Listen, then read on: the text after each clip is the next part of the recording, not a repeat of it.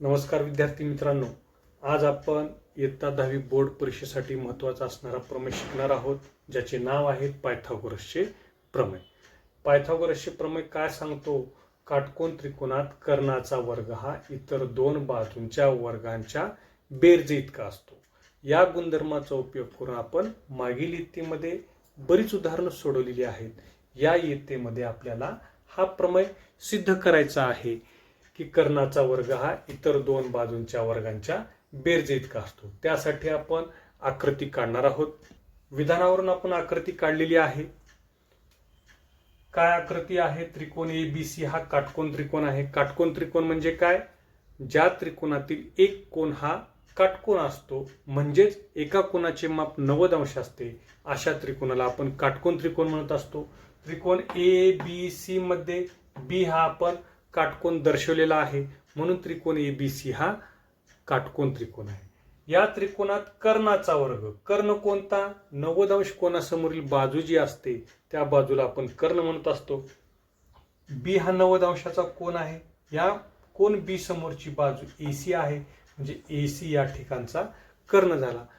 काटकोन त्रिकोणात कर्णाचा वर्ग हा इतर दोन बाजूंच्या, आता राहिल्या कोणत्या दोन बाजू? AB आणि BC, या दोन बाजूंच्या वर्गांच्या बेरजे इतका असतो. ही आकृती झाली आपली. या आकृतीचं वर्णन म्हणजे पक्ष.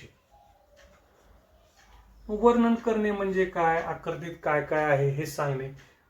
त्रिकोण ABC मध्ये मापकोन B बरोबर 90 अंश. साध्य म्हणजे आपल्याला जे सिद्ध करायचं आहे. काय सिद्ध करायचं आहे? कर्णाचा वर्ग. कर्ण कोणता आहे?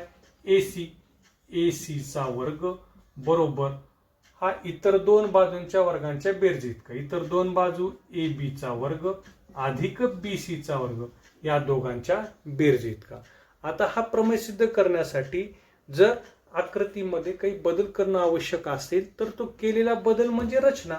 मग आपण या आकृतीमध्ये एक छोटासा बदल करणार आहोत, जो की बिंदू B मधून आपण AC वर एक लंब काढणार आहोत. AC काय आहे? कर्ण आहे.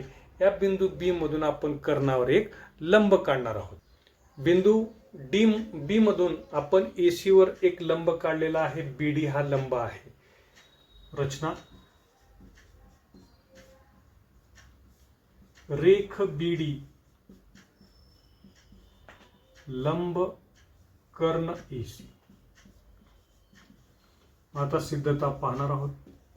रचनेमध्ये आपण कर्णावर एक शिरोलंब काढलेला आहे. या शिरोलंबामुळे काय झालं तर दोन त्रिकोण तयार झाले. या प्रमेयाच्या अगोदर आपण या प्रकरणामध्ये काटकोन त्रिकोणाची समरूपता म्हणून एक गुणधर्म पाहिलेला आहे. तो गुणधर्म काय सांगतो? काटकोन त्रिकोणात कर्णावर काढलेल्या शिरोलंबामुळे जे दोन त्रिकोण तयार होतात ते परस्परांना आणि मूळ त्रिकोणाला समरूप असतात. मग आपण ABC या काटकोन त्रिकोणात बिंदू B मधून कर्ण AC वर BD हा लंब काढलेला आहे. त्यामुळे दोन त्रिकोण तयार होणारे दोन त्रिकोण, कोणते दोन त्रिकोण तयार झालेले आहेत? त्रिकोण ADB आणि त्रिकोण BDC हे दोन त्रिकोण तयार झालेले आहेत.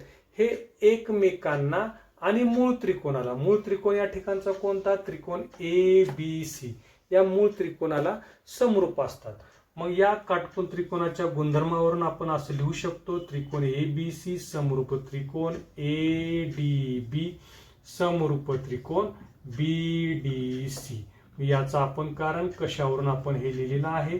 तर हे लिहिलेलं आहे काटकोन त्रिकोणाची समरूपता. या गुणधर्मावरून आपण हे विधान लिहिलेलं आहे. या विधानाला मी देणार आहे नंबर 1. मग यावरून आपण दोन त्रिकोणांची निवड करूयात. त्रिकोण ABC समरूप त्रिकोण ADB. 1 वरून हे आपण लिहिलेलं आहे. दोन त्रिकोण समरूप असतील तर त्यांच्या संगत बाजू या प्रमाणात असतात. मग यांच्या संगत बाजू 3 संगत बाजूंच्या जोड्या असतात. त्यापैकी आपण या बाजू घेणार आहोत. AB छेद AD बरोबर AC छेद AB. तिसरी पण जोडी प्रमाणात असते, परंतु आपण या ठिकाणी घेणार नाही कारण त्याची आपल्याला आवश्यकता नाही. यांचा तिरपा गुणाकार करूया त्या गुणोत्तरामध्ये. ए बी गुणिले ए बी, ए बीचा वर्ग बरोबर ए सी गुणिले ए डी. त्यांचा गुणाकार आपण असाच मांडलेला आहे, ए सी गुणिले ए डी. याला देऊयात नंबर 1. याचं कारण समरूप त्रिकोणाच्या संगत बाजू.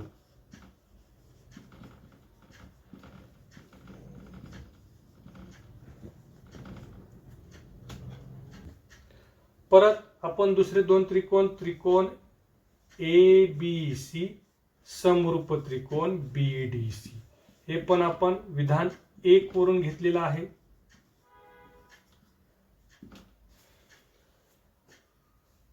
यांच्या संगत बाजू प्रमाणात कोणत्या बाजू निवडायच्या आता? बी सी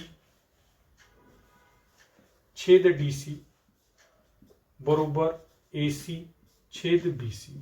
याचंही कारण समरूप त्रिकोणाच्या संगत बाजू.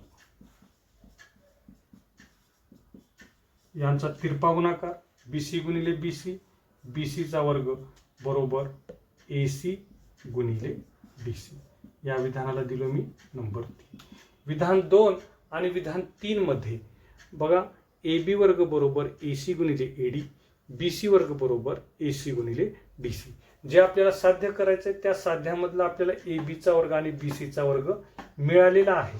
मग या दोघांची बेरीज आहे साध्यामध्ये. या पण विधानांची आपण बेरीज करूयात. 2 व 3 ची बेरीज करू.